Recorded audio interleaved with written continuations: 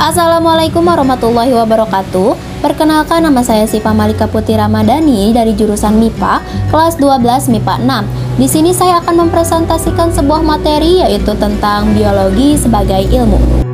Nah, di sini ada garis besar dalam presentasi saya, yaitu yang pertama ada biologi sebagai ilmu, yang kedua ada objek dan persoalan, yang ketiga ada cabang-cabang, dan yang keempat ada manfaat dan bahayanya. Yang pertama itu ada biologi sebagai ilmu.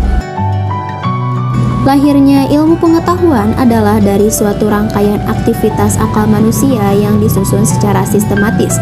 Seluruh ilmu pengetahuan selalu mempunyai syarat atau ciri-ciri tertentu. Berikut ini merupakan identifikasi dari sifat dan ciri dari ilmu pengetahuan atau ilmu yang dihasilkan oleh manusia, antara lain: A. Memiliki objek. Setiap ilmu pengetahuan pada umumnya terdapat suatu batasan tertentu pada segi kajian tertentu. Sebagai contohnya, pada matematika, kajiannya adalah terhadap objek angka-angka. Pada ilmu fisika, pada objek benda-benda fisik. Ilmu kimia berupa zat-zat penyusun dan reaksi yang terjadi. Dan untuk ilmu biologi memusatkan pada objek makhluk hidup yang ada ataupun yang pernah ada di dunia. B. Memiliki metode. Ilmu pengetahuan mengalami perkembangan yang tidak bisa terjadi dengan kebetulan saja atau asal-asalan, akan tetapi memakai metode tertentu. Dalam mempelajari objek kajian biologi, dipakai metode ilmiah untuk mendapatkan atau menemukan suatu kebenaran. Metode tersebut sudah dibakukan supaya bisa dipakai dan dilakukan oleh siapa saja. Ilmu pengetahuan yang dikembangkan dengan memakai metode, maka kebenarannya diakui secara ilmiah. C. Bersifat sistematis. Supaya mudah dilakukan pengkajian, maka ilmu pengetahuan wajib disusun mulai dari yang sederhana menuju ke yang lebih kompleks. Konsep yang mendasari harus memuat hubungan sedemikian rupa yang saling mendukung dan bukan saling bertentangan. Sebagai contohnya, yaitu dalam biologi disajikan konsep sel, jaringan organ, sistem organ, dan individu yang memperlihatkan adanya tingkatan hubungan yang saling memperkuat objek kajian. Inilah yang disebut tersusun secara sistematis. D. Universal. Kebenaran yang disajikan pada ilmu pengetahuan harus secara umum berlakunya. Pada ilmu biologi, hukum-hukum atau kaidah ilmu yang ada juga berlaku secara umum. Sebagai contoh adalah kaidah mengenai reproduksi generatif adalah cara reproduksi organisme yang harus dilakukan dengan adanya peleburan dua sel, gamet jantan dan betina. Ini berlaku untuk seluruh jenis organisme. E. Objektif. Pernyataan pada suatu ilmu pengetahuan harus mempunyai sifat jujur, yaitu menjelaskan tentang kondisi apa adanya, mengandung data atau informasi yang sebetulnya, bebas dari prasangka, kesenjangan atau kepentingan pribadi. Jika ilmu pengetahuan tidak bersifat objektif, maka akan sulit berkembang, terlebih pula untuk dimanfaatkan untuk kesejahteraan umat manusia. F. Analitis. Kajian dari sebuah ilmu akan menunjukkan hal yang lebih khusus, misalnya bagian, sifat, peranan, dan berbagai hubungan. Untuk lebih paham tentang hal yang bersifat khusus, dibutuhkan suatu kajian secara khusus.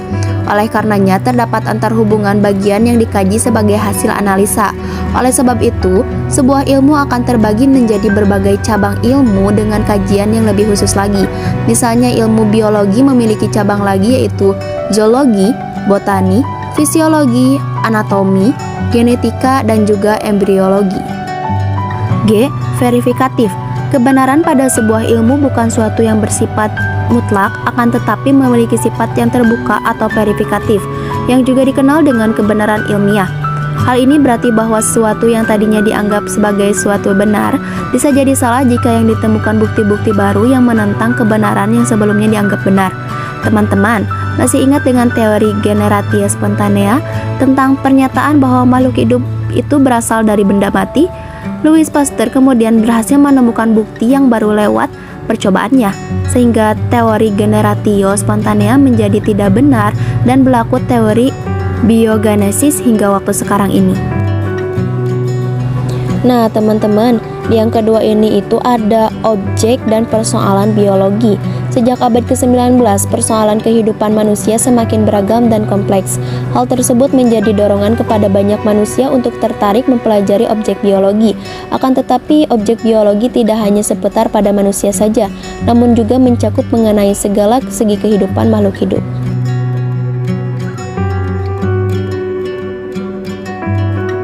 Dan di yang ketiga ini yaitu ada cabang-cabang biologi.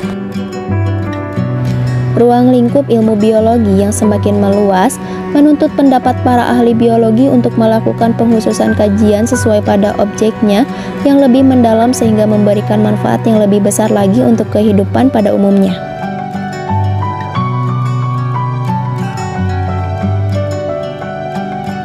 Nah, untuk pembahasan yang keempat yaitu ada manfaat mempelajari biologi dan bahayanya.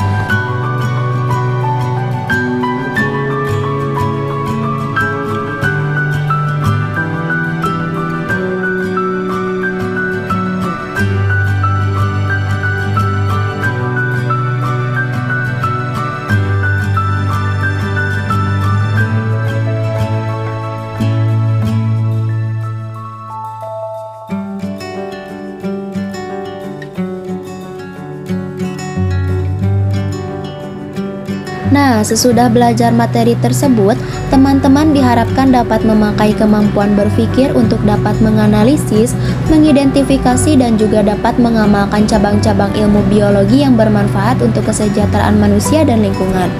Manusia diberi akal oleh Allah Subhanahu wa Ta'ala sehingga mempunyai kelebihan jika dibandingkan dengan makhluk yang lainnya. Dengan biologi, kita bisa belajar memahami dan mengenali diri kita supaya sadar akan ciptaan Allah yang paling sempurna. Ada sebuah pepatah dari Mahatma Gandhi mengenai masa depan, bunyinya seperti ini. Masa depan bergantung pada apa yang kita lakukan hari ini. Jadi, jika kita di sini untuk belajar bersama, kita berada di tempat yang benar untuk selangkah lebih maju dalam menggapai masa depan.